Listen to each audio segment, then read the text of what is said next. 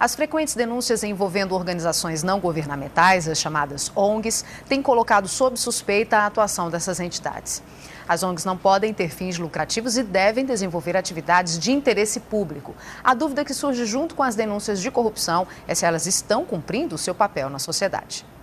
As organizações não governamentais surgiram com a finalidade pública de atuar, por exemplo, nas áreas de saúde e educação para complementar as atividades do Estado.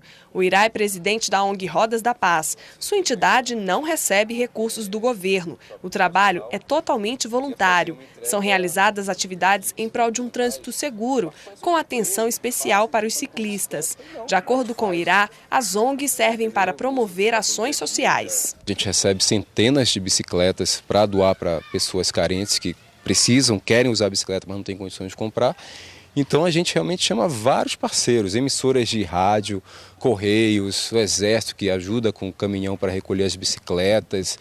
Um estudo do IBGE em parceria com o Instituto de Pesquisa Econômica e Aplicado, IPEA, feito em 2005, apontou a existência de 338 mil fundações privadas e associações sem fins lucrativos em todo o país, a maioria concentrada no Sudeste, principalmente em São Paulo. Algumas ONGs recebem ajuda financeira do governo. Este ano, mais de 2 bilhões da União foram repassados por meio de convênios e parcerias para as entidades. Denúncias de corrupção envolvendo organizações não governamentais há tempo são noticiadas, como o caso dos sanguessugas, ocorrido em 2006, que tinha por finalidade desviar dinheiro para a compra de ambulâncias. E mais recentemente, as acusações de convênios com organizações suspeitas de desvio de dinheiro no programa Segundo Tempo do Ministério dos Esportes.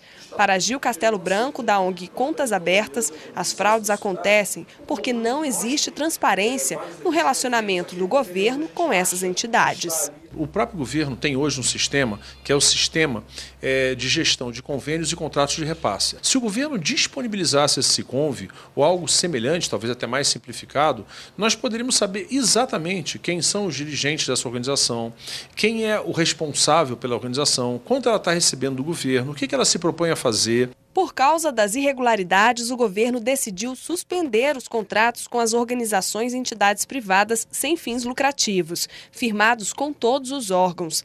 A medida é para avaliar a execução do que foi contratado pelo governo até agora. Uma alternativa que, de acordo com a Associação Brasileira de Organizações Não Governamentais, coloca em suspeita todas as ONGs. E essa atitude corrupta é a atitude de uma parte muito pequena das organizações não governamentais e elas, sim, é que deveriam ser punidas, alvo das investigações e terem seus recursos suspensos. Bom dia. As ONGs fazem parte de um grupo chamado Terceiro Setor, que é formado por entidades da sociedade civil com fins públicos e não lucrativos. Aqui em Brasília, há uma comissão na Ordem dos Advogados do Brasil, seção Distrito Federal, que trata exclusivamente do Terceiro Setor. E é com o presidente dessa comissão, o Márcio André Alves do Prado, que a gente conversa agora. Bom dia, doutor Márcio. Bom dia, Luana. É cada vez mais comum a gente ver denúncias envolvendo organizações não governamentais. Por que isso acontece? Luana, na minha avaliação, concordo com o presidente da Contas Abertas que a transparência, a fiscalização e o controle são fundamentais. Infelizmente, o Estado não tem exercido esse papel de forma adequada e tem se submetido a se relacionar com esse tipo de instituições, basicamente por interesses particulares e políticos. E qual a dificuldade, então, do governo em fazer uma fiscalização, em agir de modo mais transparente com essas organizações? Há alguma dificuldade justificável?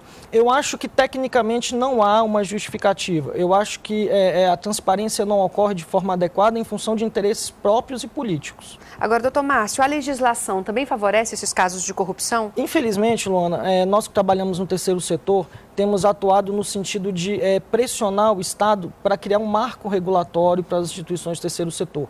Nós temos diversas leis que tratam sobre o assunto, como as leis das OCIPs, 9.740 de 99, a lei das OS e assim por diante. Entretanto, deve-se haver uma codificação ou ao menos um marco regulatório onde haja uma legislação específica para todas as instituições, onde definam critérios de controle, de fiscalização e de transparência para todas as instituições que atuam neste ramo social. Porque hoje, doutor Márcio, nem todos os repasses de recursos vêm com critérios de execução do serviço que for prestado entre as organizações não governamentais. Me explica como é que é isso. Isso. Na realidade, os convênios, eles é um modo de relação entre Estado e ONGs, de certo modo precário, porque o controle e a fiscalização é um pouco menos rígido. Entretanto, existem meios sim, como termos de parceria e contratos de gestão, onde o Estado deve exigir das instituições cumprimento de metas,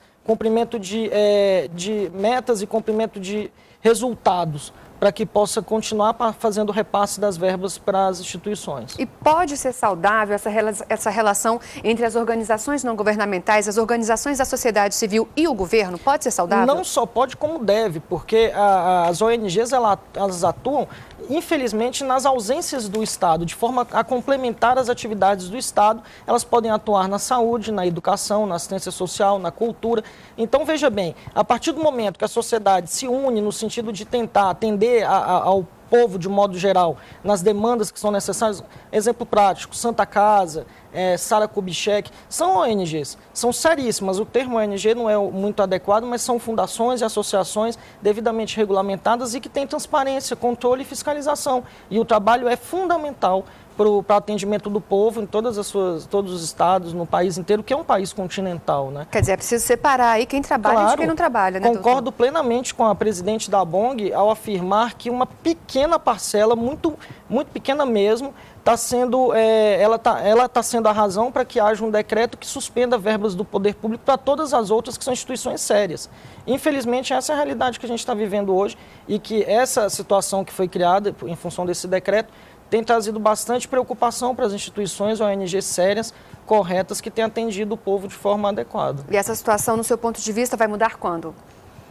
A situação em relação a esse desvio de dinheiro que tem ocorrido em relação às ONGs, a partir do momento que o Estado exerceu o seu papel fundamental, que é controlar e fiscalizar o repasse desse dinheiro e, acima de tudo, ser transparente nesse repasse para toda a população. Ok, doutor Márcio, obrigada por sua participação. Bom, em setembro, o governo federal criou um grupo de trabalho com a finalidade de elaborar uma proposta de nova legislação para as organizações da sociedade civil. O grupo conta com a participação de 7 ministérios e 7 entidades sem fins lucrativos. Catiúcia. Ilona, obrigada.